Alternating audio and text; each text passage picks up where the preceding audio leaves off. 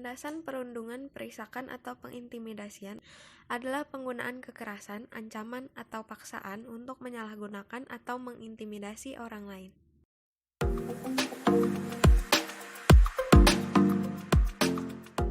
Menurut Rigby dalam Astuti tahun 2008, bullying adalah sebuah hasrat untuk menyakiti. Hasrat ini diperlihatkan dalam aksi dan menyebabkan seseorang menderita. Aksi ini dilakukan oleh seseorang atau kelompok. Yang kedua, menurut Tatum dalam Rigby tahun 2002, bullying adalah perilaku yang disengaja secara sadar dengan menempatkannya di bawah tekanan.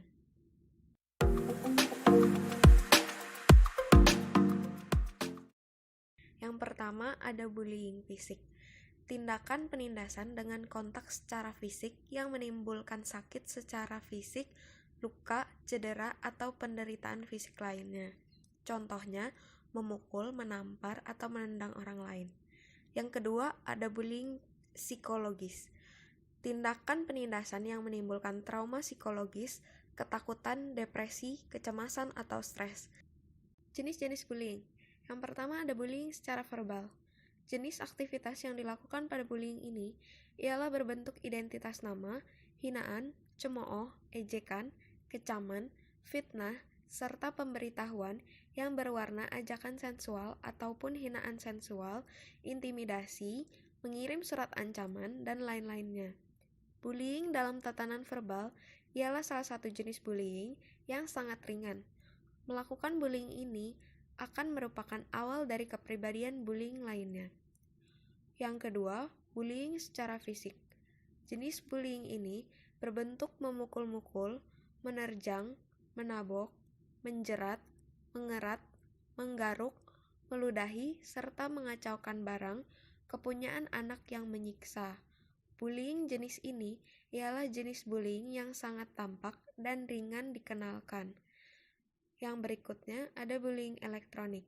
Ialah bentuk perilaku bullying yang dilakukan aktor melewati media elektronik, misalnya sosial media.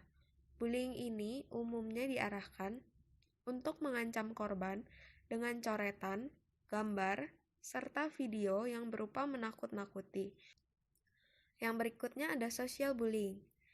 Adalah salah satu jenis bullying yang terselubung. Tindakan ini bisa dilakukan pelaku tanpa harus terlihat oleh korban. Contohnya seperti menyebarkan gosip atau rumor yang tidak benar, melempar lelucon jahat yang mengajak orang lain untuk mengucilkan seseorang, memberikan ekspresi atau gestur tubuh yang mengancam atau menghina seseorang. Penyebab terjadinya bullying. Yang pertama, keinginan untuk berkuasa. Yang kedua, dampak kurang perhatian. Yang ketiga, aktor sempat menjadi sebagai korban bullying. 4. Dampak selalu berantem. 5. Dampak mencontoh aktivitas kekejaman dari sebuah film. Beberapa ciri-ciri pelaku bully. Yang pertama, memiliki keinginan untuk mengendalikan orang lain. Yang kedua, fokus pada diri sendiri. Yang ketiga, kurang empati. Yang keempat, sering merasa tidak aman dan membuat dirinya nyaman dengan cara menggretak atau mengganggu orang lain. Yang kelima, kesulitan untuk memahami emosi seperti rasa bersalah, empati, belas kasih, atau penyesalan. Dampak atau efek samping bullying. Yang pertama ada ketakutan, stres, depresi, atau cemas. Yang kedua, timbul pemikiran untuk bunuh diri atau melukai diri sendiri. Yang ketiga, mengalami masalah di sekolah. Dan yang keempat, memiliki masalah suasana hati. Dampak positif dari bullying sendiri. Yang pertama, makin energik dan tabah saat mengalami masalah. Yang kedua, terpengaruh akan memperlihatkan potensi agar tidak dihina lagi. Dan yang ketiga, terpengaruh akan mengoreksi diri sendiri. Ada beberapa kasus bullying di Indonesia. Yang pertama, bullying siswi SMP Muhammadiyah Purworejo. Kasus bullying yang dilakukan 3 siswa laki-laki kepada siswi perempuan merupakan tindakan tidak terpuji. Hal tersebut merusak mental siswi perempuan. Yang kedua, ada bullying siswa terhadap seorang guru di Gresik. Seorang pelajar mengepalkan tangan ke arah sang guru. Yang ketiga, bullying di Tamrin City.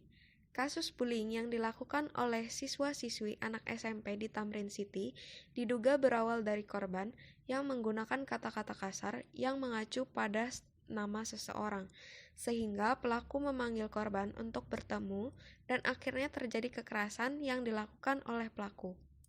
Yang keempat, bullying terhadap penjual jalangkote di Pangkep, Sulawesi Selatan. Kasus bullying terhadap penjual jalangkote viral setelah videonya tersebar di media sosial. RZ dirisak sekelompok pemuda, lalu salah seorang diantaranya memukul dan mendorong RZ hingga tersungkur ke jalanan. Cara mengatasi bullying. Yang pertama, ceritakan pada orang dewasa yang dapat dipercaya. Yang kedua, ceritakan pada orang tua maupun guru yang memiliki otoritas untuk menindaklanjutinya. Yang ketiga, abaikan penindas. Yang keempat, tingkatkan keberanian dan rasa percaya diri. Yang kelima, tunjukkan pada lingkungan sekitar bahwa Anda bukan orang yang lemah dan mudah untuk ditindas. Yang keenam, bicara pada pelaku, tunjukkan bahwa apa yang dilakukan pelaku bukan hal yang baik dan bahkan berbahaya. Yang ketujuh, bantu teman yang menjadi korban. 8. Sebuah aplikasi penanganan bullying, yaitu Report Bullying.